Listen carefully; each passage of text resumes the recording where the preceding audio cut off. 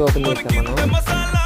లోపల అయితే మనకి డాక్యుమెంట్స్ ఉన్నాయి కొన్ని, దాంతోపాటు బైక్స్ ఉన్నాయి, ఛార్జింగ్ కేబుల్ ఉంది, టచ్ కేబుల్ ఉంది మనకి.